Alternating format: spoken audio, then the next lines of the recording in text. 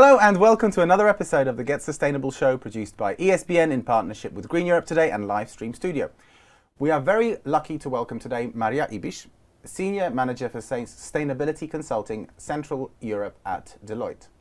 Maria is also a member of the European Financial Reporting Advisory Group, working currently on the first European Sustainability Reporting Standard that will be implemented throughout the EU in just 3 years' time.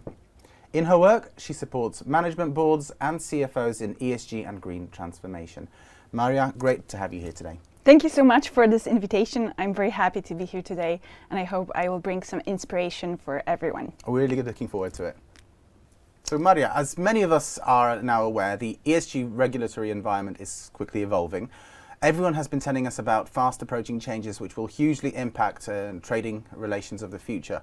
And these changes will help shine more light on the inner workings of business. And this is often described as a revolution of transparency. What lays behind this term and what does it mean for business? Thank you for that question. Revolution of transparency, and I would quote, the most important innovation in accounting since 14th century. Wow, okay. Exactly. This is how this revolution that we are now in was called during the latest World Economic Forum. And I think it's very interesting that bringing ESG into financial reporting by IFRS globally, this is exactly the same revolution that has happened around 20 years ago when IFRS was actually introducing financial reporting standards to the market that time. And since then, we can see nowadays it has become standard used by almost all companies in the world. Also driven by investors who are looking for comparability, who are looking for credible information as a ground for their investment decisions. And I think this is amazing what's happening now. So let me bring also one more fact. During latest recent COP26 in Glasgow, the last day, everyone was discussing, okay, what does it bring for future? You probably remember a lot of discussions about Paris Agreement, a lot of tensions, almost cry among experts. And last day, there was an announcement of creation of ISSB, which is, do you know what's that? I haven't heard of it. I do remember there was a big announcement at the last day, and that must be what you were talking about. Exactly, that's that. So what happened is like IFRS chief of CFOs, chief of IFRS announced grounding and start of work of ISSB. This is a new body within IFRS that will be responsible, and nowadays it's responsible for creation of the new one standard for all companies of financial reporting that will embed ESG factors and climate factors. Why it's important? After that announcement, a lot of experts during COP and those last days, they were sharing opinions that this is one of the most important, most specific, most measurable, exactly, actually outcomes of the COP. And I liked the quote. Also, I also like a few, let's say, opinions, comments on the market. Let me refer to that.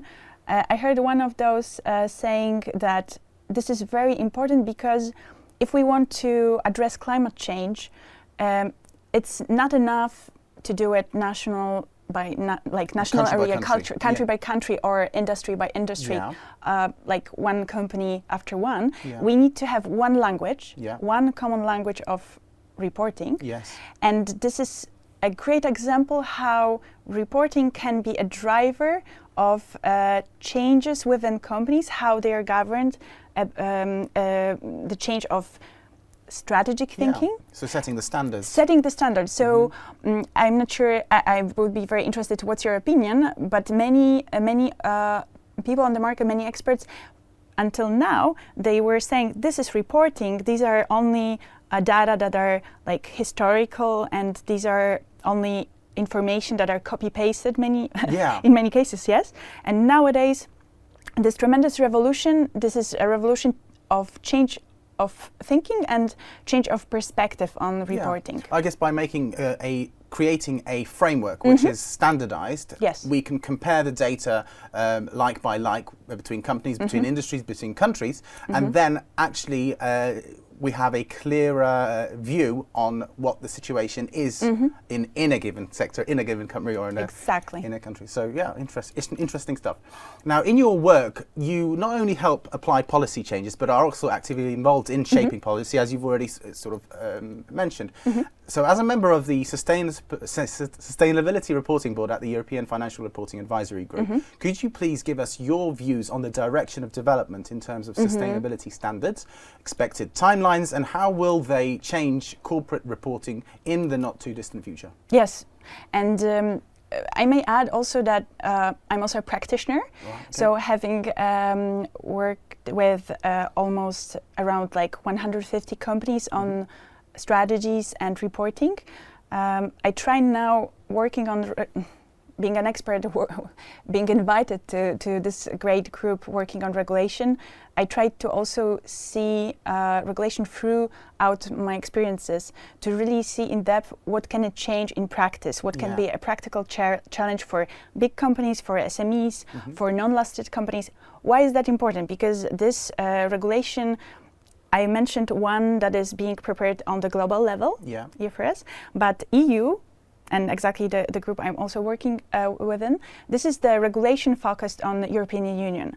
And what will happen, it's even more aggressive. So what will happen is that in 3 years' time, around 50,000 of companies, big capital group within EU, they will need to report, and which means probably have also something to report on. So that means to implement policies, procedures, processes that will be really needed to fulfill obligation.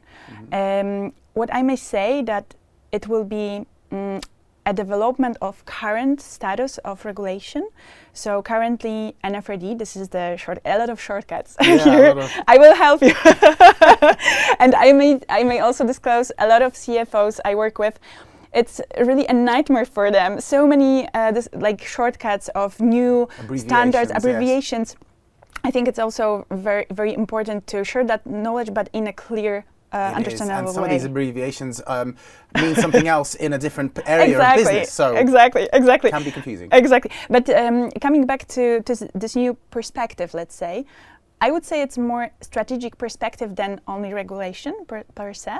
So what it will change? The idea is like, remember EU Green Deal that was announced, implemented. So the whole package of regulations that were introduced afterwards and concerning reporting, that's the same issue here, they actually fulfill the same direction. So I think to understand it and neglecting many abbreviations, what's important underneath, what's the purpose of that change that we all work towards, yes.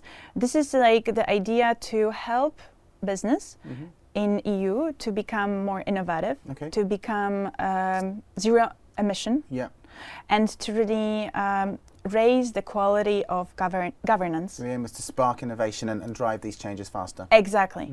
So this is the issue here.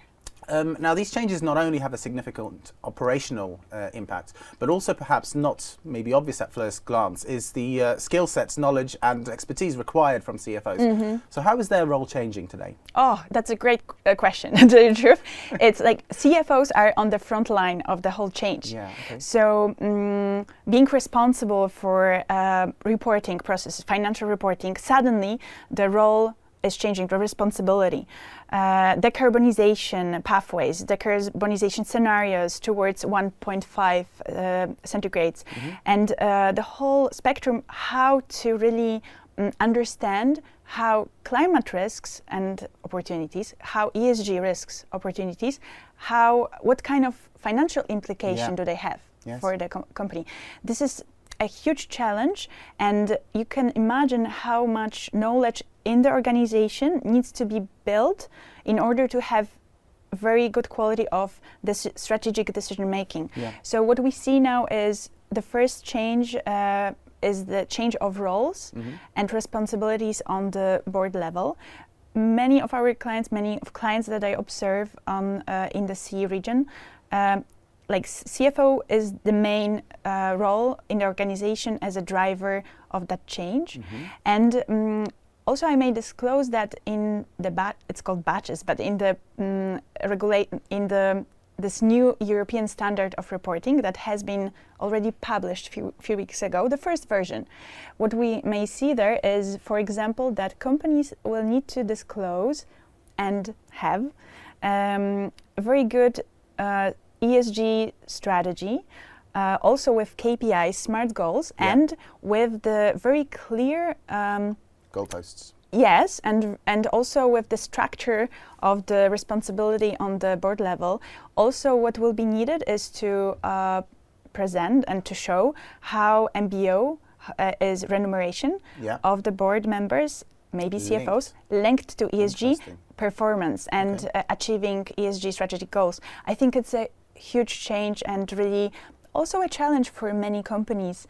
Especially, you can imagine a lot of not listed companies, they didn't have to invest in those topics in this way and before. So the profile of the candidate may change in the future. Exactly. And also education and really defining what are the gaps also on the in the level of skills, competences, but also people within the organization.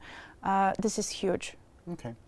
An area which perhaps is one of the most challenging in tackling impacts of climate change is the need to protect natural spaces, secure wildlife and increase biodiversity. So how can businesses adapt to the realities and place the impacts of climate change really at the heart of their operations?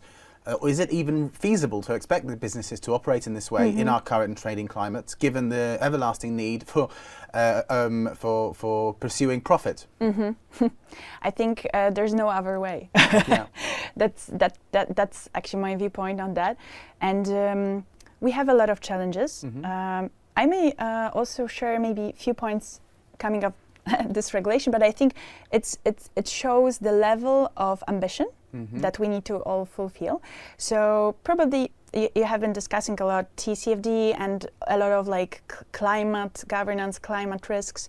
So what happened now on the market is, maybe I'll come back to the beginning of our conversation. So TCFD now, this is the framework, how to think about in a strategic way about climate risks, how they're governed, managed, what are financial implications, and also how to create climate goals.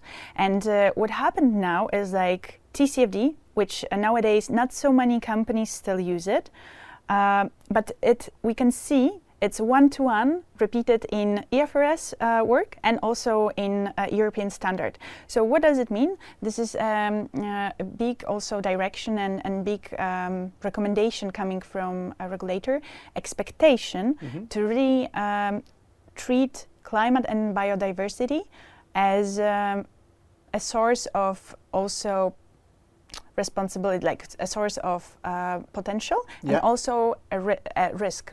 Risk and as a necessity. Exactly, a necessity. And what I wanted to share also that to do it right, companies need to start with calculating their impact, to assessing actually the impact. And currently the main challenge is that for example, a lot of companies, they calculate more or less climate footprint, but biodiversity is not there still. And maybe one interesting information, in the regulation you may find also a part, the whole batch focused on biodiversity. That is one-to-one exactly what you may find in TCFD. What does it mean? That there will be also expectation that we all on the market will need to assess risks of biodiversity loss. Also, for example, in your scope 3, in not only within the company, but also so like is that an area chain. that companies will have to measure and report on as well? Exactly. And also additionally, what you may find there is the need to assess scenarios and to model scenarios of biodiversity loss, which is something that doesn't actually now exist on the market. So it will be a huge change and also opportunity to work with scientists and strategic departments and risk departments. So we can now come back to CFOs and CEOs. It's a new perspective. Absolutely, yeah. New area that is developing and developing quickly. Finally, to end on a positive note, I'm sure that you've had an opportunity to work some exceptional businesses and who are introducing some truly world-leading solutions in their sectors. So what examples of good practices can you share in terms of sustainable business models and activity? Can you see such any gems in Central and Eastern Europe? Yes, I do. But I need to say it's also one thing that I may share is that for sure we have a group of leaders. Okay. So it's a good news. Yeah. We all have companies that have been investing in those topics since years, for years, and actually in a very mature, strategic way. Yeah. So for companies that have started before, this change will not be such a revolution. Yeah. It will be more evolution. Evolution, natural. Yes, but and those companies are, for example, in Poland, those companies, since many years, they take part in some ESG ratings, in some initiatives. May I name a few? Absolutely, yeah. Okay. That's the whole point. So, for example, ranking odpowiedzialnych firm. This is like a very known ROF in short. This is a very known ESG ranking we support. Also, listki CSR polityki. Also, that we also coordinate with Polityka and Forum Responsible Business Forums, Forum Odpowiedzialnego Biznesu, and many others. Also, konkurs raporty społeczne. This is also another initiative. We also coordinate with Responsible Business Forums and many stakeholders. So, since many years, there have been a lot of initiatives engaging stakeholders like stock exchange, Ministry of Finance, Ministry of Development, journalists like you, and also like this is opportunity, I think, for market stakeholders to cooperate, to really build together the knowledge, to share, and also to really make to put this light on companies that have been doing it for a long time in a good way, so others on the market may also follow. And maybe we could remind numbers. So it will be now the change will it will be influenced by law. It will be around 50,000 companies in EU, 3,000 companies in Poland, and currently, for example, reporting, it's only 300. Doing it in a good way. Yeah. So, for example, if we look at those initiatives I've mentioned, usually the group there, it's like 120, more or less. Reporting and contest focus on, better words, contest focus on the quality of reporting. This is year to year, maybe 50. 50 only. I know. Can you imagine? It doesn't sound a lot. Yes, so this is also at this point that I think we should all see and understand that the situation is not great. Because, so we can see it's like around 4% only, even less, of companies that will be obliged to change, and the time is not. We don't have so much time. We maybe one more. Please let me. Yeah, we wanted to end on an optimistic tone. So. Yeah, but so the optimistic tone would be maybe the one that it's. I need to start now, and then it will be great. Yes. Okay, so the opportunity is now. Yes, exactly. It's like 2 years and a half to really use it well. Okay. And that's I think a good news. Well, fingers crossed that everybody's listening and taking note of your advice. Thank you very much for your conversation today. That is all we have time for. It was absolute delight hosting you today on the show. Thank you. Now, we will be taking a short summer break and we'll be back weekly from July 27th with new episodes with more world-class ESG and sustainability experts representing some of the leading global businesses. So in the meantime, please feel free to catch up with all our previous productions on YouTube and make sure to click that like button and subscribe to our channels. Have a great summer. Thank you very much for watching today and see you again in a few weeks' time. Goodbye.